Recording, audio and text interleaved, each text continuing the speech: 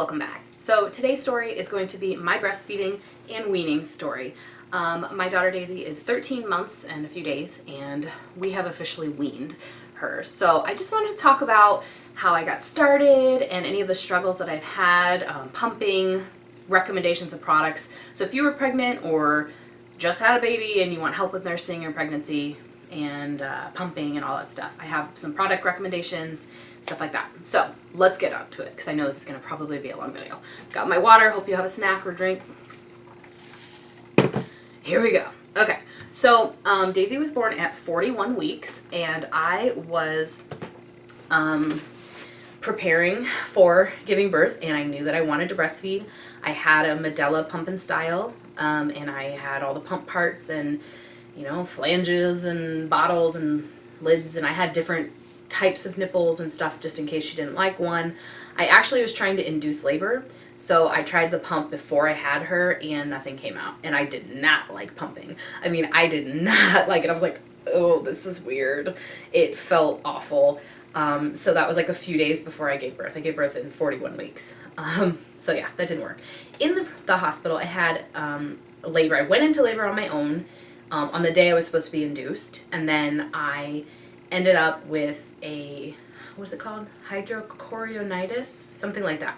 Amniochorionitis? I can't remember the name of it, but basically it's when it's as if my water had been broken for 3 days. Usually by the time your water breaks, they say they need to get the baby out within like a day or X number of hours.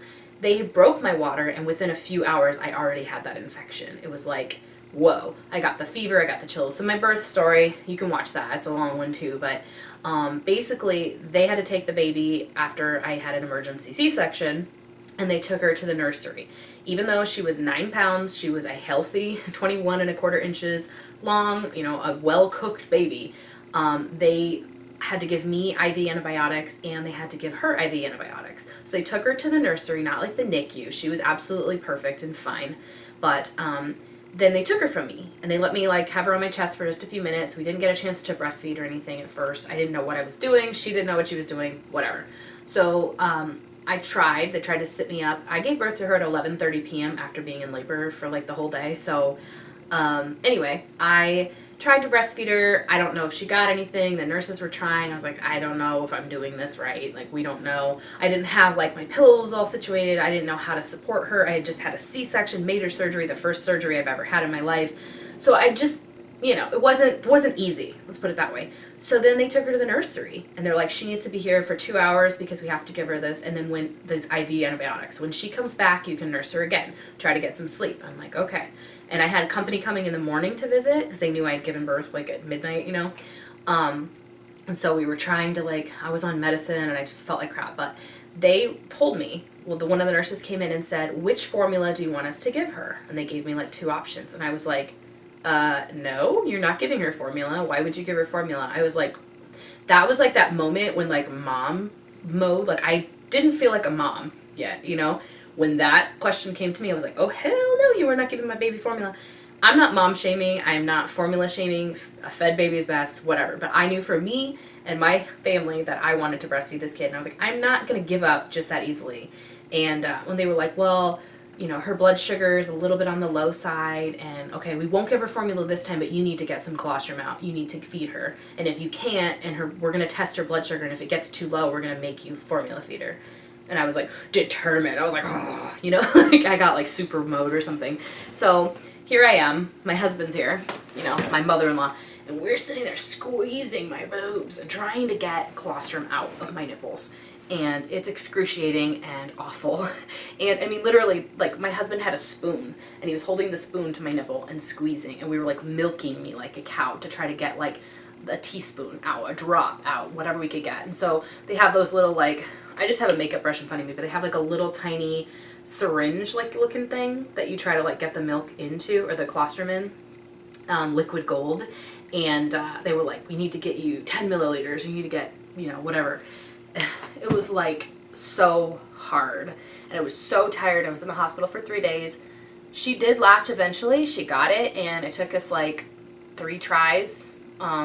and a lot of help. And every time I got set up, it was like I needed 10 pillows. I had my boppy with me and the hospital pillows, but I just had surgery. I was on drugs. I did not feel good. So we got it done. I finished my antibiotics. She finished her antibiotics. She was born on a Tuesday, late in the evening, and we came home on a Friday morning. So we were there basically all day Wednesday, all day Thursday, and then we got to go home on Friday. And we were also there part of Tuesday when I was in labor. So that gives you an idea how long I was in the hospital. So anyway, that was May 23rd, 2017, and here we are in June of 2018. So after we got home from the hospital, breastfeeding was still hard. My nipples were super dark, super big. My milk came in on that next morning, so the Saturday morning when she was about 4 days old. All of a sudden I woke up.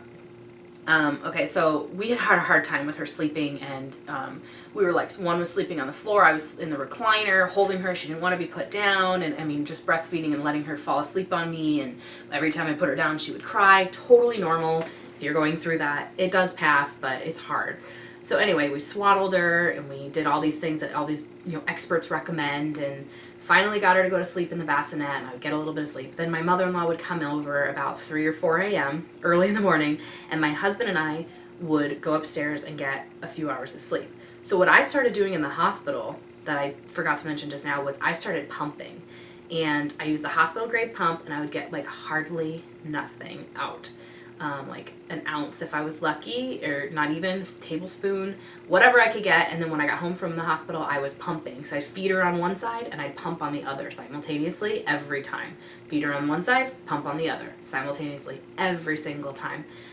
So that I had a bottle. I just needed enough to have her have one feeding a day so that I could go sleep. So I would get like 4 hours of sleep a day, uninterrupted, and then I would get like little naps here and there as the baby slept.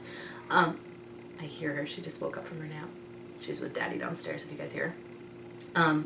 So I would give that bottle to my mother-in-law or my mom when they came over, and I would go sleep for 4 hours. It was glorious. That was like the way we survived. But yeah, we got better at breastfeeding. My sister, who's like a champ breastfeeder, breastfed her first son until 1.5 years, and she's still going with her second, and he's like 16 months. So she's told me, no, don't mess with this boppy business. The boppy is fine, but just that's for when you're like more experienced. You need the breastfed, and the breastfed pillow is almost the same as the boppy, but it has a strap that you buckle around your waist, so it stays in position, and you can also like twist it, and so it has like a lump for the baby's head so it doesn't roll off, and then you can like rotate it. And so I was doing the football hold where you put the baby's head here, like in front of your boob, and their legs go to the back of you. And then when you do the other side, you put your head here, and the legs go to the back of you. I didn't like do the cross cradle where they lay like right across your stomach. I switched to that later.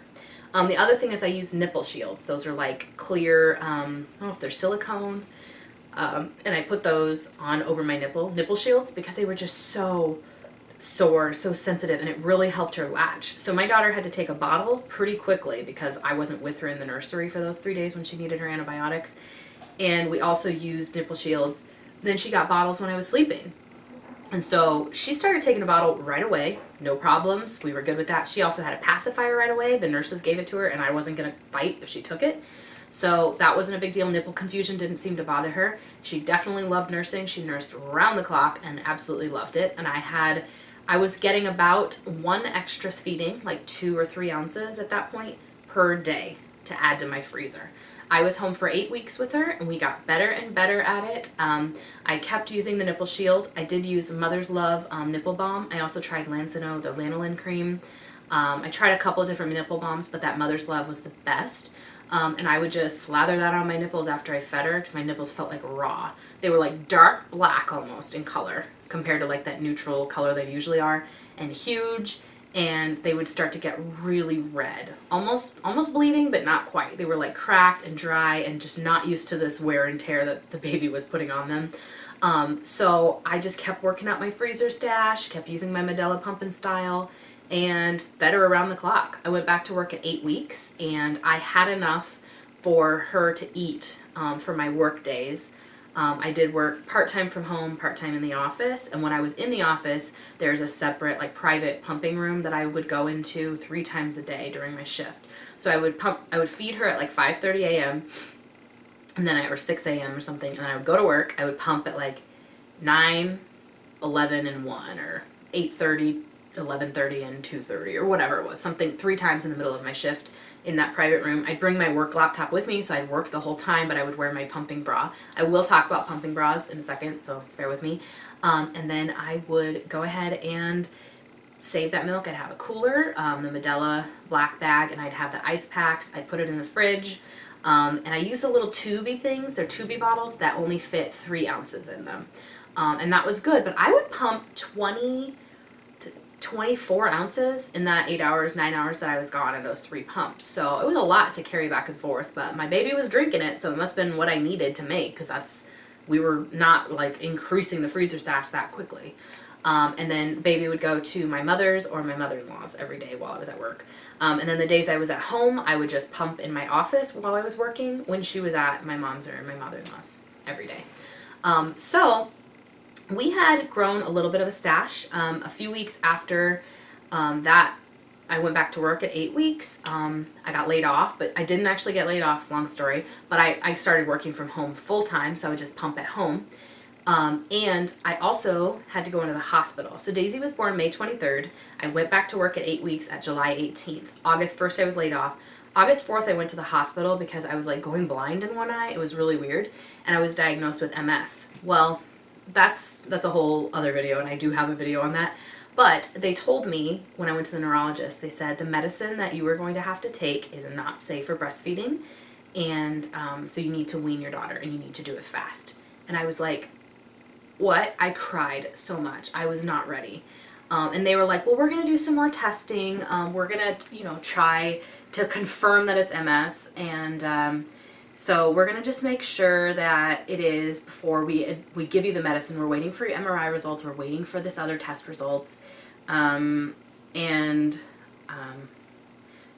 to be checking on you in a couple weeks or whatever. So I was trying to step down the amount of nursing I was doing, and I was supplementing formula from 9 weeks or 10 weeks, I think it was, to 12 weeks. She got formula. We went through less than 1 canister, less than 1 can of formula. So she didn't get much formula. That's all she ever had. And then when I was officially diagnosed, they picked the medication that they thought was like the best for me to be on. And that's an injectable that I take 3 times a week. And I just do myself at home. And they told me, oh, actually it is safe for breastfeeding. So scratch that weaning thing. I got back full force, extra pumping, double-sided pumping all the time to continue making milk. And I breastfed her till she was 13 months old. So I cried so much when she would want a bottle and I had to make her a bottle of formula. It was just so depressing. I hated every second of it. But I was really happy when they told me that I could continue breastfeeding. And I was just thinking like, hey, I'm so lucky that I was able to continue nursing, despite that. So I basically kept pumping 3 times a shift all the way through. We did, at that point, we dropped the nipple shield right around 2 months old, maybe 3 months. And then I also switched from the football position to the cross cradle where she laid across my body, head at one boob, feet at the other, on the breastfed pillow. I could use the boppy. I usually carry the breastfed from downstairs to upstairs all day, every day. I could nurse her while I was eating. I could nurse her while I was like one-handed. I mean, I was a pro. I got it down. I use the Rumina Pumpin' Style hands-free bra. I do have the kind that's like a long strip with Velcro, and then it just had like slits for your nipples to come out of it. I didn't like that because then I'd have a regular bra for the day, and then I'd have to take that off. I'd put that on, pump, take that off, put my regular bra on every 2 hours. No. So I got a bra that I could wear under clothing that looked good. It had some padding. It didn't have underwire. It was really comfortable, and I wore it round the clock. I did use some of those cotton disposable nipple breast leaking pads, breast milk, what do you call them? Milk relief pads, whatever you call them. And then I had the washable ones too. I didn't like those. But anyway, so I was able to breastfeed until, let's say, January. She started solids around Thanksgiving, was when she was 6 months old. And then we just kept going with solids and increasing that and lessening her amount of cow's milk, or breast milk. Then in March, I've been on business trips where I've had to bring my pump with me, pumped in an Uber, pumped in airplanes, pumped in public restrooms. I used ponchos, I used robes, I wore button downs, I had nursing camis and bras that I could put on and take off easily and then hide myself under something. I was not shy about it. I told work when I had to go on these business trips, every 3 hours, I need 30 minutes, you know? That's what I did. And I froze things. I froze the bags. I got dry ice at the airport. I did it. You can do it. If you want to see a video on that, let me know. I could do that for you. How to travel with breast milk. I tried. I showed what I pumped and what I packed in my pumping bag for the airport, but I got a cooler, ice packs. Everything has to be frozen if you're going to bring it through TSA, just so you know. If you bring an ice pack and it's not frozen, they will take it away. Ask me how I know. Anyway, so around March, my business trip, I stopped pumping 3 times a shift, changed to 2 times a shift. I stopped taking birth control April 15th. I didn't notice a change. I was on the progesterone only mini pill, and that was fine for pregnancy or for breastfeeding. And then May 7th, I started pumping just once a shift, and then May 21st or May 22nd, 23rd, she turned 1 May 23rd, I started pumping 0 times during my work shift. April 29th or so, I stopped feeding her in the middle of the night. She started sleeping through the night based on us sleep training her, not on her own. And so she was not eating during the middle of the night, and I finally got my period back at 2 months postpartum, June 4th, or 2 years without having a period because I started nursing her less and less. And then my plan was to drop a feeding a week or 2 feedings a day, as the case may be. So I dropped the after work feeding first, so I didn't pump all the work day, and then I didn't feed her from my breast at 5 p.m. And then I was just feeding her breakfast and dinner, or breakfast and bedtime, and then I slowly dropped to feeding, and I would alternate boobs. Right boob in the morning, left boob at bedtime, and then that was all I would do. So each boob got expressed once a day. Finally, I spaced those out, and I could go 48, 72 hours. I introduced cow's milk on her first birthday, May 23rd. She loved it. Her poops were plentiful, and she got diarrhea for a couple days, but then she was absolutely fine. She will not take cow's milk in a sippy cup yet. She's still only wanting it in a bottle, and we're working on that. We took away the pacifiers, so we're slowly getting to the point where she'll take sippy cup of cow's milk, but she's not going to be getting my breast milk anymore, or maybe once or twice more, so it's going to have to happen. Doctor says after 15 months, no more bottle, and she's 13 months now, so got to make that happen soon. And now I have been about 3 days without breastfeeding her. She is absolutely fine. She does still like tug on my shirt sometimes, and she still wants to nurse, and I said, do you want milk? And she goes, and she like looks at me. I'm like, no, from the fridge. So we are fine. She's doing fine. She's thriving. She walked early. She was doing great. She doesn't get sick very often. She's still teething, but we're good. So if you're scared to cut down a feeding, just do it slowly like I did. Here I am at 3 days without feeding her, 4 days without feeding her at all, and I'm fine. So just drop your supply slowly. I went from like 25 ounces during the workday, so I made about 40 or 50 ounces a day at one point at the peak of my breastfeeding, probably like around October, down to 8 to 10 by the beginning of May. That's how much my supply dropped. From October to May, I went from like 40 or 50 ounces a day down to like 15, 16 if you count the after work hours. And now she gets cow's milk at first thing in the morning, mid-morning before her nap, mid-afternoon before her nap, 1 in the afternoon evening hours, and 1 at bedtime. So 5 bottles a day. Our pediatrician said she should be getting 12 to 24 ounces of cow's milk a day. That gives you any guide as to what you should be aiming for your kid. That is it for our breastfeeding story and weaning. I hope you guys found this video helpful and useful and learned something. If you have any questions or want to see a part 2 or different aspects of it, like traveling with it or pumping or other products that I like, please leave your requests down in the comments. Thanks for watching. Bye.